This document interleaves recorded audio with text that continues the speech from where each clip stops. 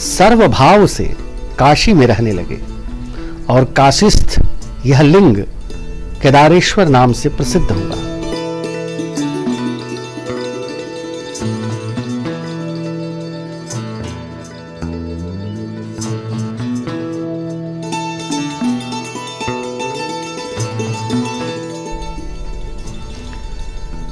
कहा जाता है कि हिमालय पर्वत पर स्थित केदारेश्वर के दर्शन से जो फल मिलता है, काशी में विशेषतः कलयुग में केदारेश्वर का दर्शन उसका 7 गुना फल देता है।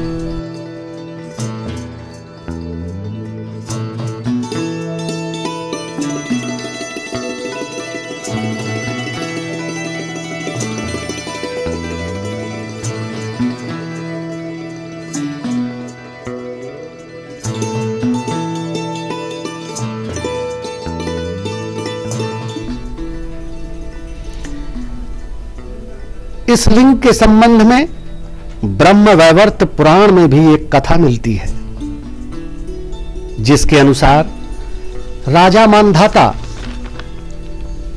हिमालय पर्वत पर तपस्या कर रहे थे। शिव को प्रसन्न करने के लिए वे घोर तप में लीन होते जा रहे थे। तभी आकाशवाणी हुई कि काशी में जाकर तपस्या करो, मैं तुम्हें वहीं मिलूंगा। वे काशी में आकर तपस्या करने लगे।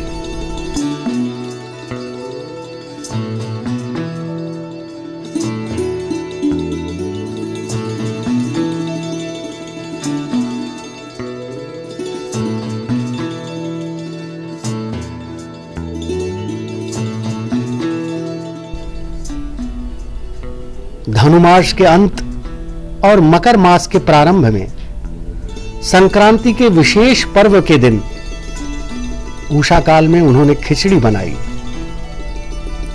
और उसका एक भाग अतिथियों के लिए और दूसरा भाग स्वयं के लिए विभक्त कर दिया।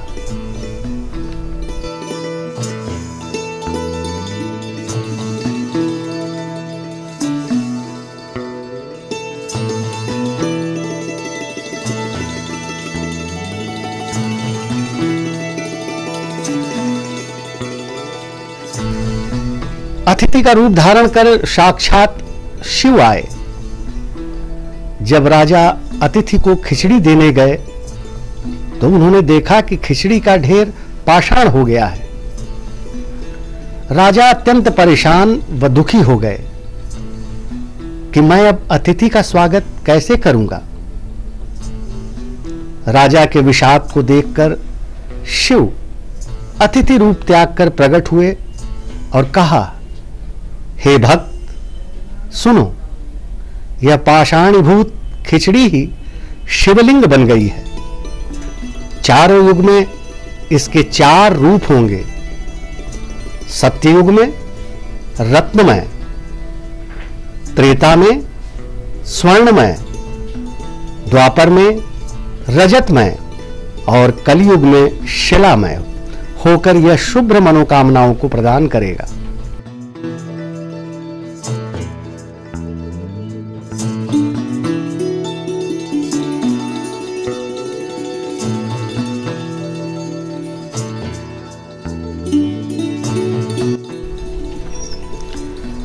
दो भागों में विभक्त हो जाने के कारण यह आधा हरिहरात्मक विष्णु और आधा शिव सत्यात्मक हो गया है तथा अन्न से निर्मित होने के कारण इसमें अन्नपूर्णा निवास करेंगी। इतना कहकर भगवान शिव उसी लिंग में अंतर्ध्यान हो गए।